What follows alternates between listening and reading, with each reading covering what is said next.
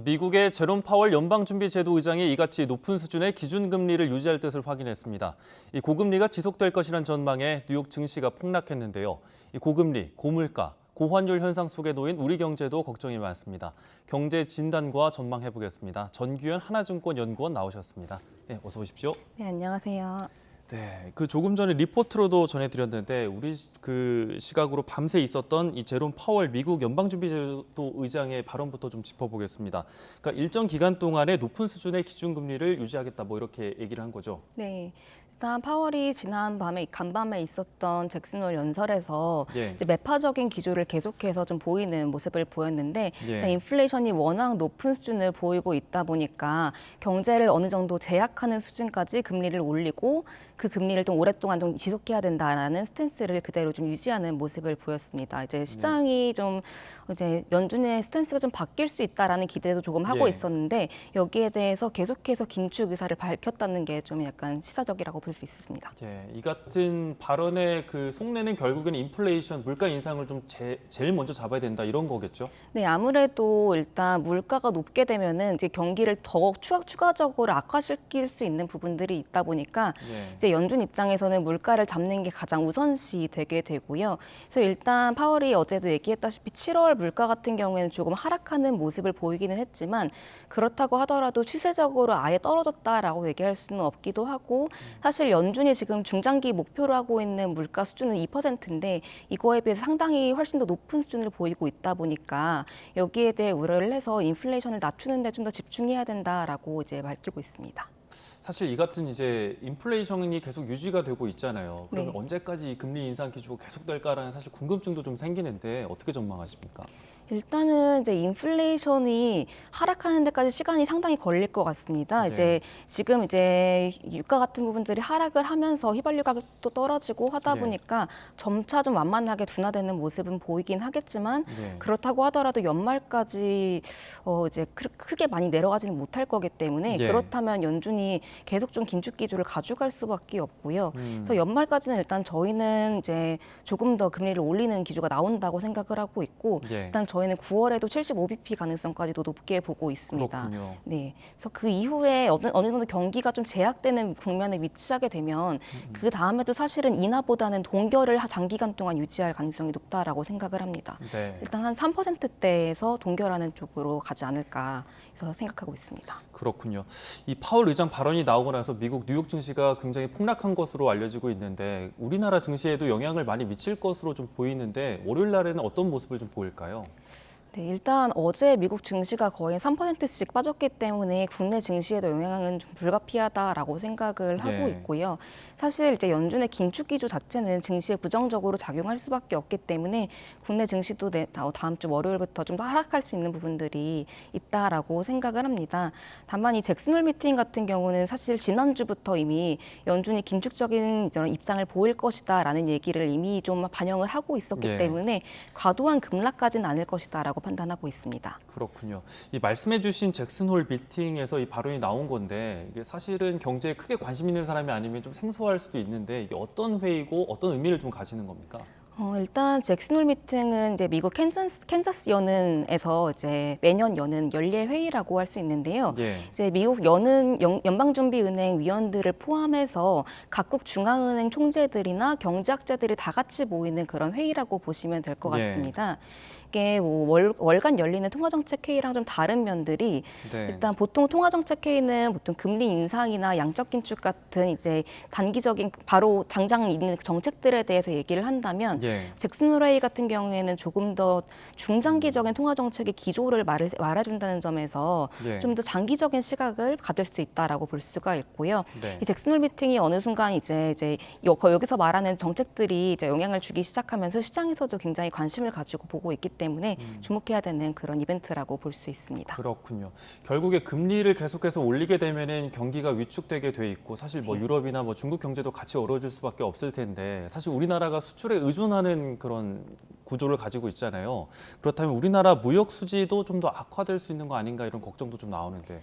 어떻습니까? 일단은 워낙 지금 글로벌 전반적으로 경기가 좀 둔화되고 있는 모습을 보이고 있고요. 예. 또 말씀해주신 것처럼 이제 미국도 안 좋지만 유럽이나 중국 같은 나머지 국가들도 굉장히 안 좋기 때문에 특히 이제 대중 수출 같은 경우에 지금 마이너스를 지금 기록하는 경우들도 좀 간간히 나타나고 있고 예. 또 유럽 경기 침체에 대한 가능성도 굉장히 높아지고 있습니다.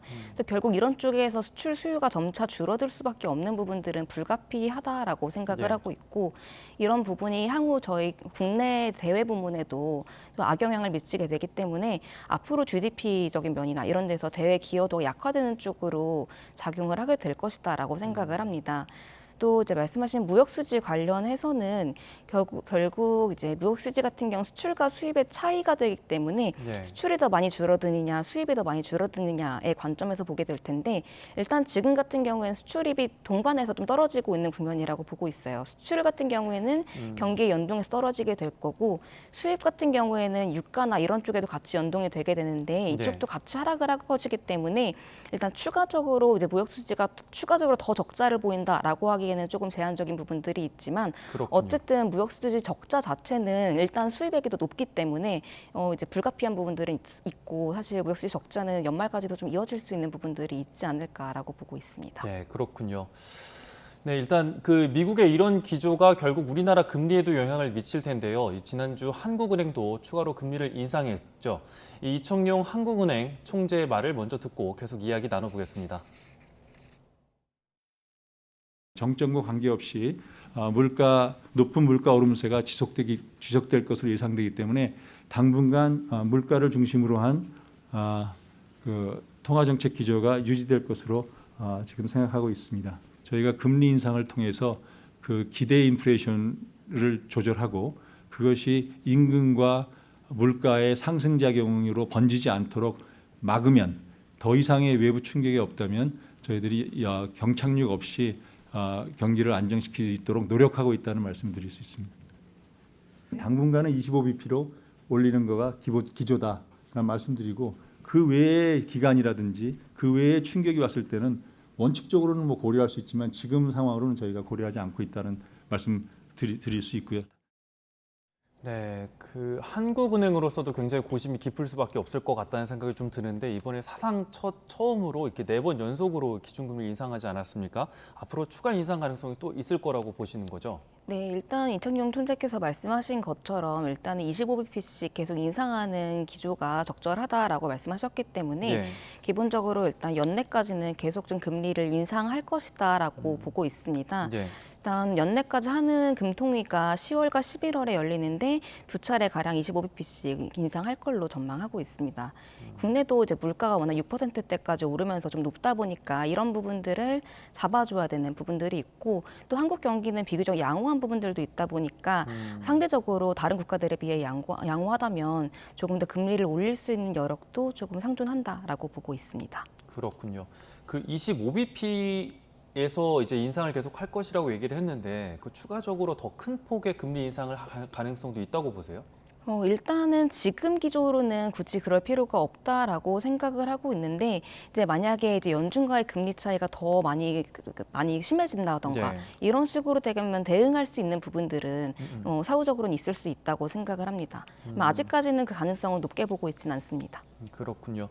그래 말씀해주신 것처럼 지금은 이제 한미 간의 이제 기준금리 상단이 이제 같아졌잖아요. 그런데 이제 다시 이제 연방준비제도 그쪽에서 이제 다시 올릴 수 있다고 하고 있는데 그 여파를 좀 지켜보긴 해야겠군요. 네, 아무래도 일단 지금 연준이랑 이제 한국은행이랑 둘 다 2.5%로 금리를 두고 있는데 이제 9월 FOMC에서도 연준이 금리를 올릴 거고 네. 그 다음에도 11월, 12월 계속해서 금리를 올릴 수 있는 여력이 있다 보니까 예. 이런 부분들에 대해서 이제 좀 더 고민을 하게 될 것 같고요. 예. 일단 연준 같은 경우에는 일단 보통 이제 통화 정책을 결정할 때 물가랑 고용의 두 가지를 보게 되는데 일단 물가가 상당히 높은 수준이기 때문에 예. 말씀드렸던 것처럼 물가는 낮춰야 되고 그럼 예. 고용 여건이 어떻냐를 봐야 되는데 고용이 아직까지는 괜찮습니다. 고용 여건이 괜찮으면 사실은 연준 입장에서는 당연히 물가를 이제 올리는 편이 좀 더 적절하기 때문에 그렇군요. 일단은 이제 빅 스텝 혹은 자이언트 스텝으로 올릴 가능성이 높다고 생각을 하고 있어요. 예. 지금 사실 그래서 이제 원달러 환율 같은 경우에도 굉장히 폭등을 많이 당했잖아요. 1,400원도 넘을 수 있다 이런 전망도 나오고 있는데 실제 그럴 수 있다고 보십니까?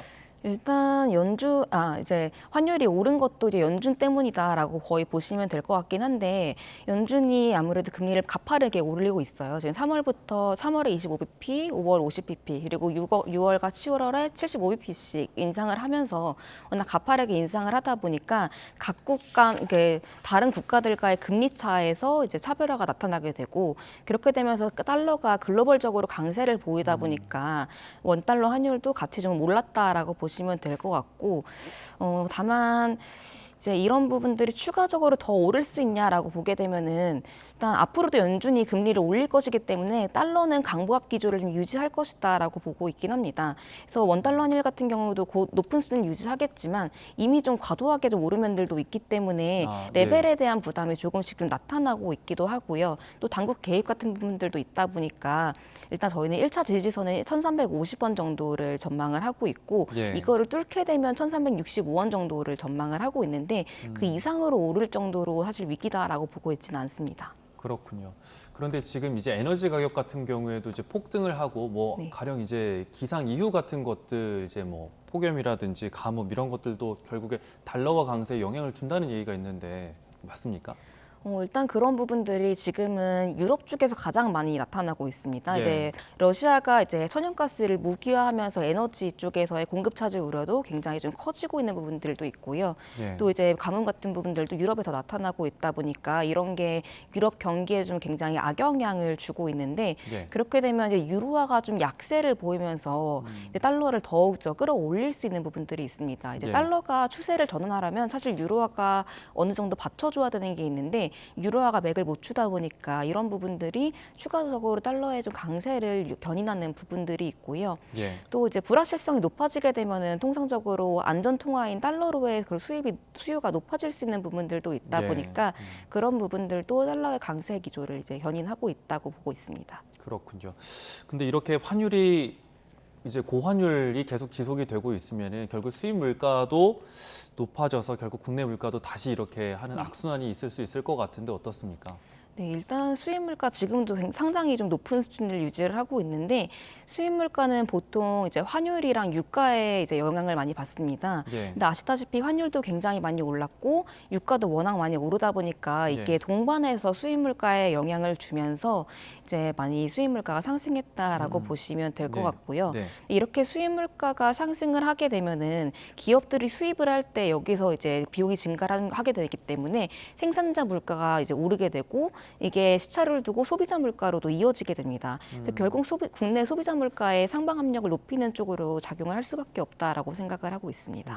그래서 이제 소비자 물가 상승률이 5%대를 돌파할 것이다 이런 전망도 좀 나오고 있는데 그로 인한 여파는 또 어떻게 나타나게 됩니까? 일단 이미 한국은행이 이제 지난 금통위에서 이제 올해 소비자 물가 전망치를 연평균 5.2%로 전망을 했고요.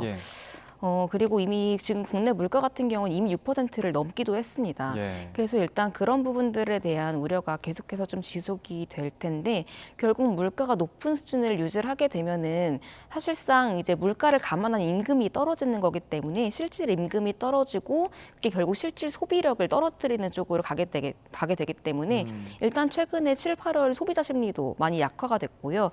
결국 가계의 소비 여력을 떨어뜨리는 쪽으로 작용을 하게 된다고 생각합니다. 조금만 있으면 이제 당장 추석 연휴가 돌아오잖아요. 그래서 이제 추석을 앞두고 장을 보신 분들 같은 경우에 너무 비싸서 못 사겠다 이런 얘기를 많이 하시는 것 같아요. 좀 더 서민들이 느끼는 현장에서 느끼는 체감 물가는 훨씬 더 높은 것 같은데 이건 왜 그런 겁니까? 일단은 생활 물가 같은 경우에 식료품 쪽도 많이 들어가게 될 텐데 일단 최근 들어서는 이제 원자재 가격이 동반해서 상승할 때 신선식품도 굉장히 많이 상승을 했습니다. 지금 글로벌적으로 이제 그런 식료품 쪽에서의 그런 농산물 상승 압력도 작용을 하고 있고 또 그와 더불어서 국내도 지금 폭우 때문에 채소 가격이 많이 급등을 하다 보니까 이런 부분들이 계속 좀 물가의 부담으로 작용을 하게 되고 생활 물가에는 특히 더 부담으로 작용할 수가 있기 때문에 사실상 좀 더 이제 부담이 커지는 부분들이 있을 것 같습니다. 사실 이렇게 금리가 오르면은 이제 전반적으로 미치는 영향들이 상당히 큰데 이제 부동산 시장 같은 경우에도 금리가 너무 오르게 되면 사실 거래 절벽이 생긴다라는 말들이 많잖아요. 그래서 부동산 시장이 더 위축될 거라고 보는 견해도 많은데 어떻게 전망하고 계십니까?